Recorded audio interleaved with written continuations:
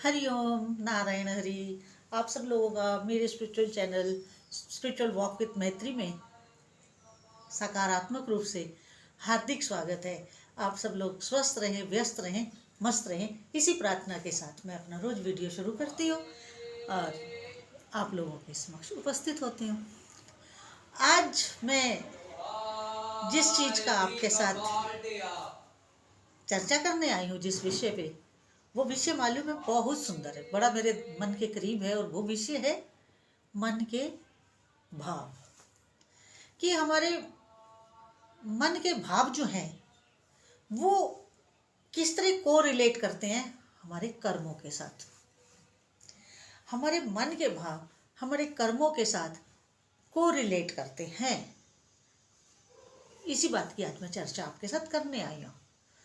अब देखिए, एक गाय है। मैं एक एग्जाम्पल से मन के भाव और कर्म को रिलेट करूंगी। गाय एक गाय है और उसको देखने वाले 3 लोग। एक गाय और देखने वाले 3 लोग। उनमें से एक है ब्राह्मण, एक है वैश्य और एक है कसाई। अब जो ब्राह्मण है वो गाय को 33 कोटि देवता के भाव से देख रहा है कि इस गाय के अंदर 33 कोटि देवताओं का वास है।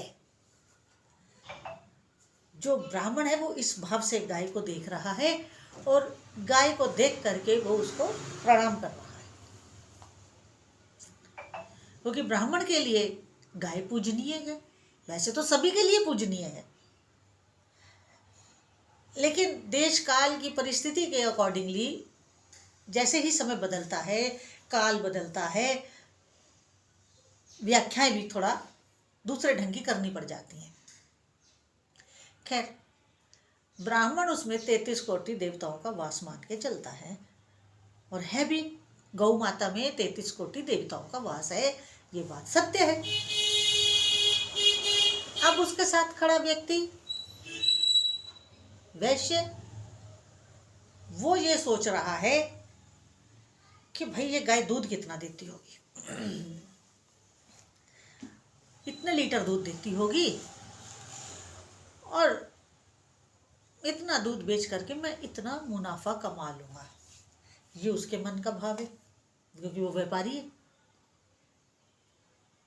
मन के भाव देखिए, गाय 1, देखने वाली दृष्टि 6, 3 व्यक्ति, 6 आंखें उस गाय को देख रही हैं और जैसे जैसे उनकी सोच है, जैसा उनका विचार है, वैसे वैसे वो अपने मन के भाव के अकॉर्डिंगली उस गाय की व्याख्या अपने अंदर कर रहे हैं कि एक गाय उनके लिए क्या क्या कर सकती है। ब्राह्मण 33 कोटि देवता मान रहा है, 33 कोटि देवता मान रहा है, उसमें श्रद्धा रख रहा है, सेवा भाव रख रहा है, पूजनीय भाव रख रहा है, माँ का भाव रख रहा है कि गौ माता है। व्यापारी जो है, वैश्य जो है, वो उसमें अपना मुनाफा देख रहा है कि भाई इतने लीटर दूध देगी और इतने रुपए में मैं इस दूध को बेच दूंगा।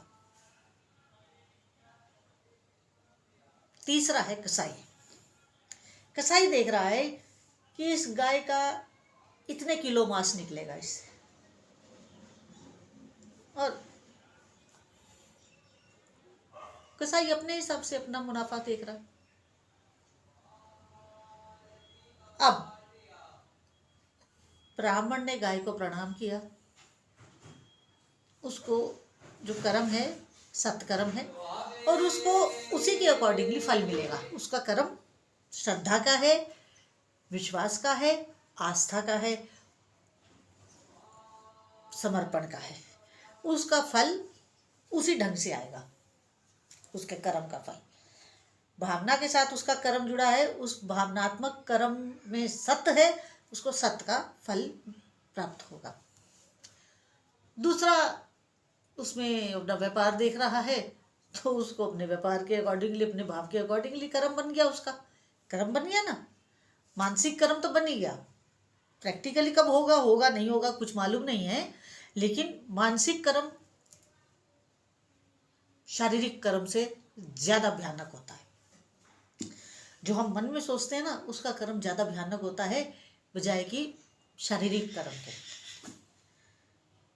कसाई का तो पता ही है आपको, उसका कर्म तो काटना है।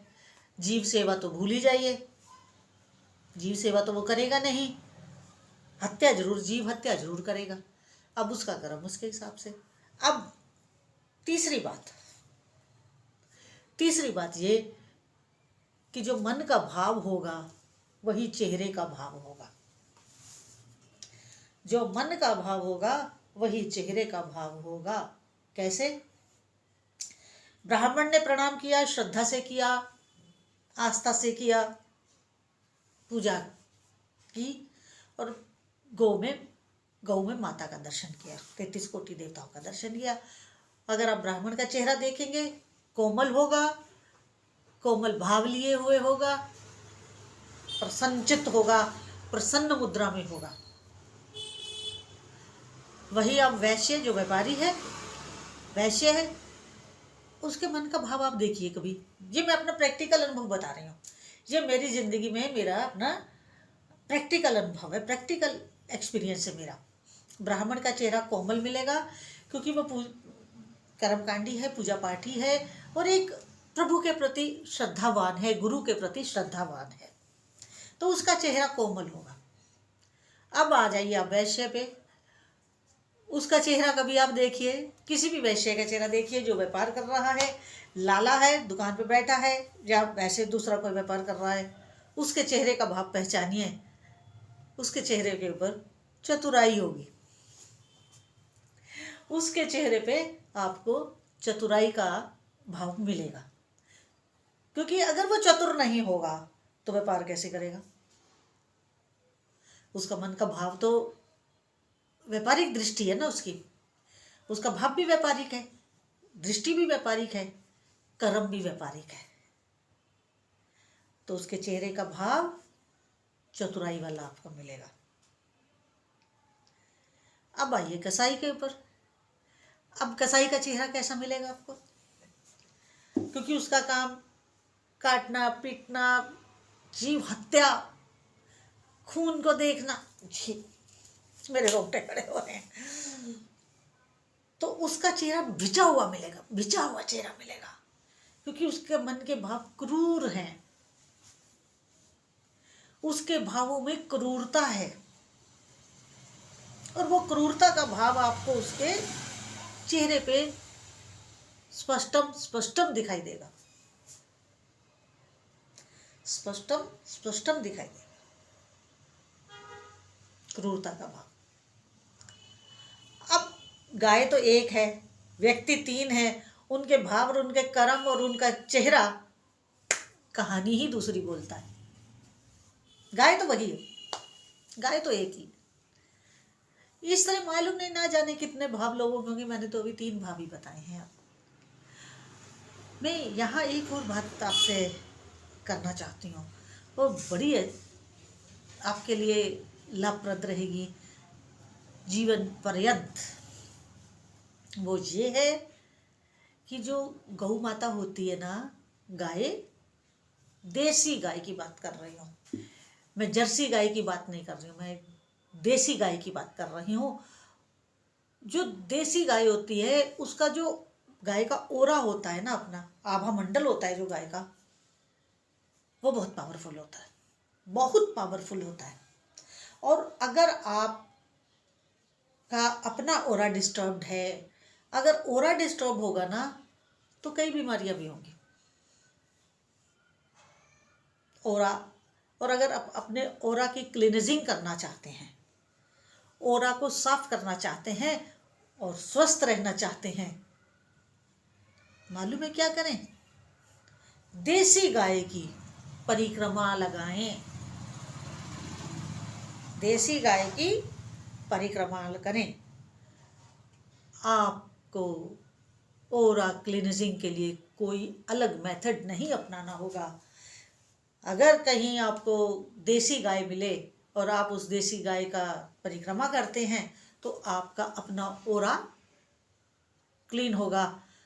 आपके जब ओरा क्लीन होगा, हमारा जब आभामंडल जो हमारे शरीर के चारों तरफ है, जब वो क्लीन होगा ना, उसकी क्लीनिजिंग के साथ हमारी अपनी बहुत सारी समस्याएं स्वतः समाप्त हो जाएंगी, स्वतः, विदाउट एनी एफर्ट, बिना किसी प्रयास के हमारी बहुत सारी समस्याएं हल हो जाएंगी अगर हम गाय की परिक्रमा लगाते हैं।